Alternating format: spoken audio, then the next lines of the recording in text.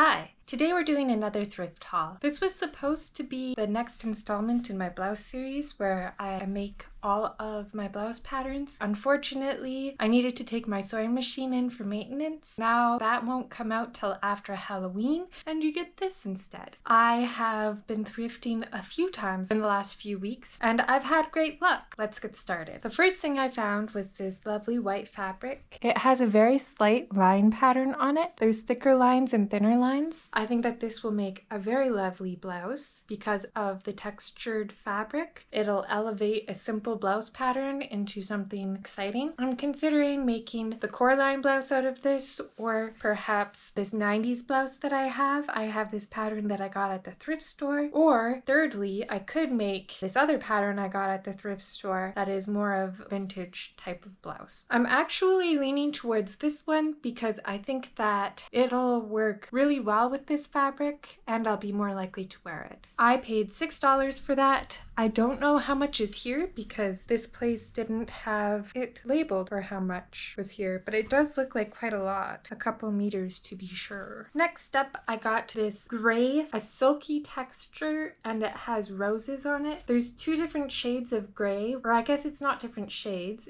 There's matte bits and shiny bits, and then there's roses all over. Tulips all over. Those are tulips for sure. I think it's a lovely fabric. I don't typically gravitate towards gray, but I've been really wanting to make the foxglove dress. I can't remember who it's by, but I'll have it listed on screen and below, but I want to make the foxglove dress. I've already tried making this out of a rayon material that I had that had stripes all over it, but I altered the pattern too much so that it didn't fit me the way that I wanted it to. I needed new fabric to try and make it again. There's 3 yards here, though it's only 45 inches wide, so hopefully I have enough to make it. I am going to change it so that the skirt is a bit shorter. I want it to be just past my knees instead of almost to my ankles. I think that I should be able to squeeze that out of this. I paid $10 for this. This $10 is perhaps a bit much for this, but I was desperate for this type of material to make this. I should have probably been a bit more careful about the fabric that I chose because I'm not sure I'll wear this gray. The way I plan to wear this dress is with a cardigan or a knitted sweater that's rather sheer on top. So I think that if I do that, then I will like how this gray looks because it'll be more background to whatever knitted garment I'm wearing. Next up, I was looking for orange fabric at the thrift store, but they've moved where the fabric is at my local thrift store, and now everybody knows where it is, and that means that there's less actual fabric there whenever I go because other people are snapping it up. I wanted orange fabric because I want to make orange scrunchies using this pattern that I bought on Etsy. I want to make scrunchies eventually in every color, but specifically I wanted to make the orange ones because come September 30, which it's the 13th today, and you're probably not going to see this video till October, so timey-wimey. Anyway, come September 30th, it's National Truth and Reconciliation Day in Canada. I want to recognize that. The color that National Truth and Reconciliation Day has chosen is orange, and I don't have any orange tops, and I won't wear orange tops in my day-to-day life, so I figured if I make some cute scrunchies to wear as a hair accessory, then I am showing recognition, but also not buying an item that I'm only going to wear once a year. Another positive about this is I got enough fabric that I can make quite a few of these scrunchies and bring them to work because I work that day. And then every woman that I work with can get an orange scrunchie so that they can also show recognition of National Truth and Reconciliation Day. If you're interested in more information about National Truth and Reconciliation Day in Canada, I will share a link below that shares a little bit more about what that is. Anyway, all that to say, I got an orange button-up because there was no fabric. I think this is actually quite a lovely orange, a very rich orange. It's very autumnal. The color for National Truth and Reconciliation Day, oh my gosh, how many times am I going to say that, is a bit more neon, like more bright, but this was what I could find. I paid $6 for this, which is definitely more than I would typically pay for a button-up. However, I felt like I had a timeline for this project, but now I can't even start it until my sewing machine is fixed. So that was the plan with this fabric. Let's move on. Yesterday, my husband and I wanted to go go on an adventure. So we went to a neighboring city or not city, I guess like it's a village, a town. It is small.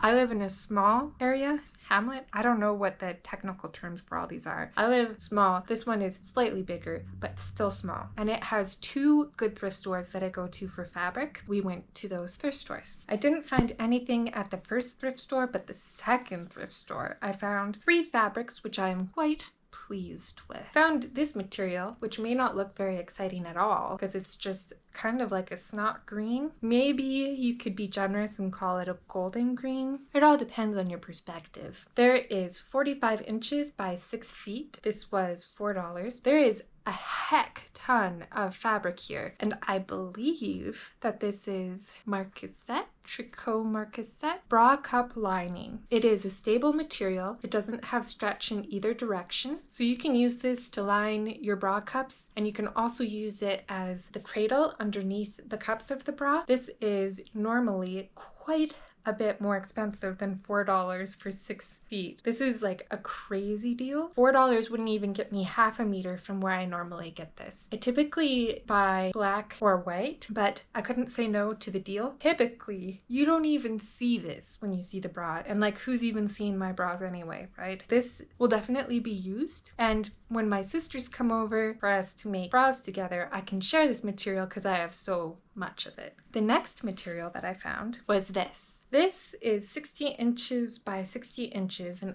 it was $8. It may not look very exciting. I don't know if you can even see the details of it. I will try to get a single layer here. A very lacy fabric. It has flowers all over it and it's stretchy in one direction. It's very slightly stretchy in the other, but it's definitely very stretchy in one direction. I wasn't sure what exactly I was going to make with this when I got this. Timelines.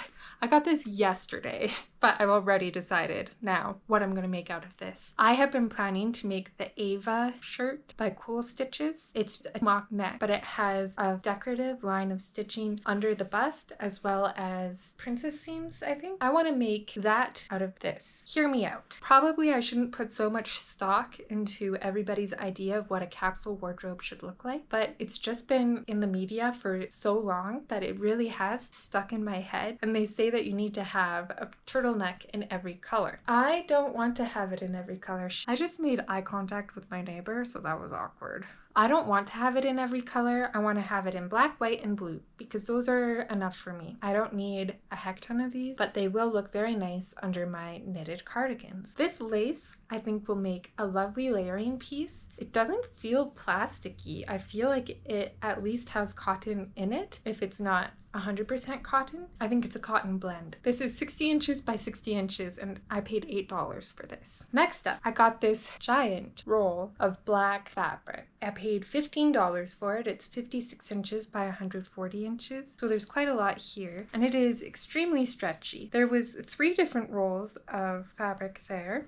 And I chose the one that had the least lint on it because they all, I think, had slightly different compositions. And some of the compositions were more likely to attract lint. But this one does not seem to attract lint, which is nice. It is the same on both sides. There isn't a fuzzy side or anything. It's very slightly stretchy. I want to use this to make the Ava top. This is a companion to the lace to be my black and white Ava tops. I think I want to, out of this fabric, make the short-sleeved Ava top and the long-sleeved Ava top for more versatility. Cool Stitches also has a nice tank top pattern that I'm considering getting. It also has interesting seam lines and they're more fitted than the tank tops that I've been making lately. I need more fitted things in my wardrobe. I've been losing weight and all my t-shirts are baggy now. I want them to be fitted again and then I can wear more layers under my cardigans and I'll be happy. That's everything that I found recently, but a few weeks ago I did film a bit from a different thrift haul. I'll insert that footage now. I have an addendum to the video because I just went out with my husband and I have a haul. These 4 thread, they were 50 cents each, which is a great deal. They are in the color scheme that I use most often, green and blue. These will be great for my serger. Then at the next thrift store, we went to 3 thrift stores. I got 2 spools of purple thread. They were unlabeled, but the lady was like $2 and I was like, okay, 1,500 meters each for my serger. serger, again in my color schemes. The last thrift store, somebody's sewing stash must have just been donated because there is a heck ton of bias tape here. This is a pack of double fold red bias tape. There's 2 unopened packages and 1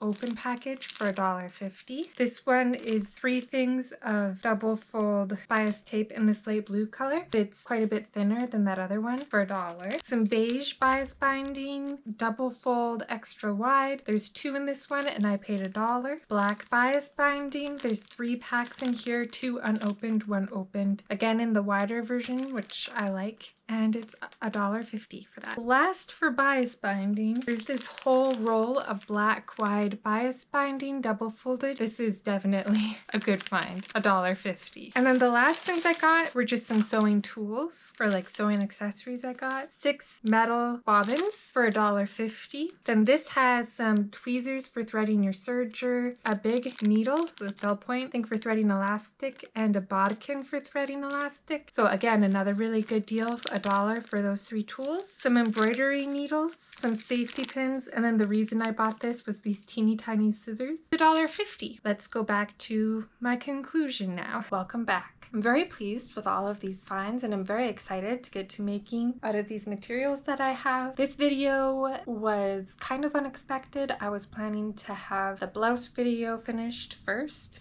but as I've mentioned, my sewing machine needs maintenance. I don't have access to it right now. The next video you're gonna see is my Halloween video, and I'm very excited about that. So if you are also excited about that, be sure to subscribe so you don't miss out. I hope you found this video interesting. I'll see you next time. Goodbye.